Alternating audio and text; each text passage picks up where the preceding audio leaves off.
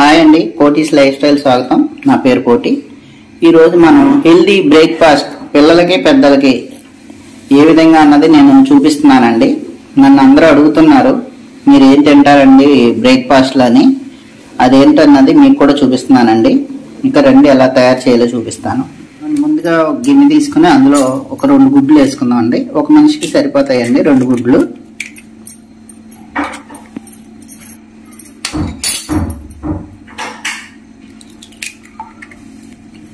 అన్నీ ఇలా బ్లెండర్తో ముందు మిక్స్ చేసుకోండి.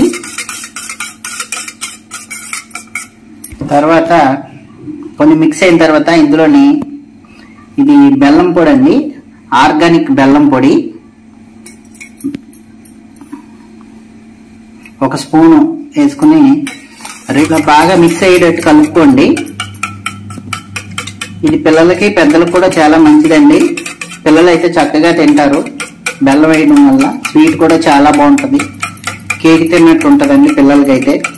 బాగా మిక్స్ అయ్యేటట్టు కలుపుకోండి. స్వీటు ఒకసారి చూసుకుని మీ పిల్లలు తినేదాన్ని బట్టి బెల్లం పొడి వేసుకోండి. ఇది ఆర్గానిక్ బెల్లం కాబట్టి స్వీట్ ఎక్కువగా ఉండదు, చూసుకుని వేసుకోండి. ఇవన్నీ ఇలాగా మిక్స్ అయిపోయిన తర్వాత దీన్ని పక్కన పెట్టుకుందాం.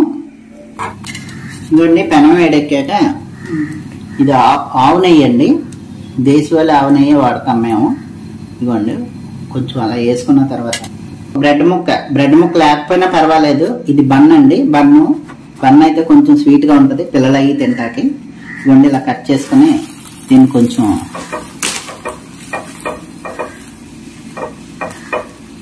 ఇలా అడుగును కొంచెం కాలనిస్తే సరిపోతుందండి, మరీ ఎక్కువ అవసరం లేదు.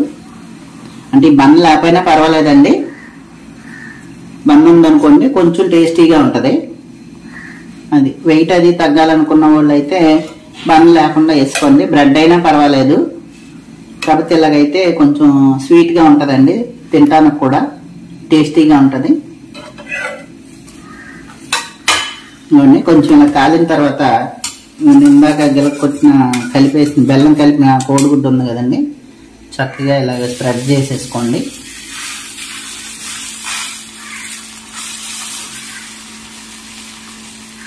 మరీ మాడనివ్వకూడదండి, మాడితే బాగోదు, మాడకుండా చూసుకోండి. ఇప్పుడు కొంచెం నెయ్యి ఇలా చుట్టూ ఇలా వేసుకోండి. దాని మీద కూడా బ్రెడ్ మీద కూడా వేసుకుంటే నెయ్యి తినటం వల్ల మనకి ఎటువంటి నష్టం లేదండి, ఆరోగ్యమే. కానీ కాలనిద్దామండి సిమ్లో పెట్టి, మరీ హైలో పెట్టకండి. తిప్పుకుంటా కొంచెం చూసుకోండి, మరీ మాడకూడదు, సిమ్లోనే పెట్టుకోండి, హైలో అయితే పెట్టద్దు. ఒక పక్కన కాలింది, ఇప్పుడు దీన్ని అటుపక్కకి తిప్పుకుందాం.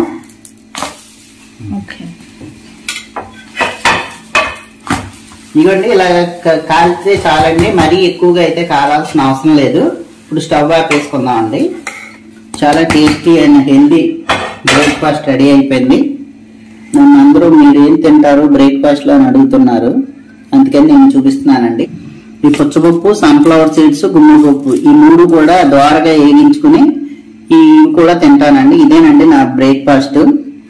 సరిపోద్దండి, ఇలా తిన్నారనుకోండి మీరు చక్కగా మధ్యాహ్నం దాకా మళ్ళీ మీకు ఆకలేదు.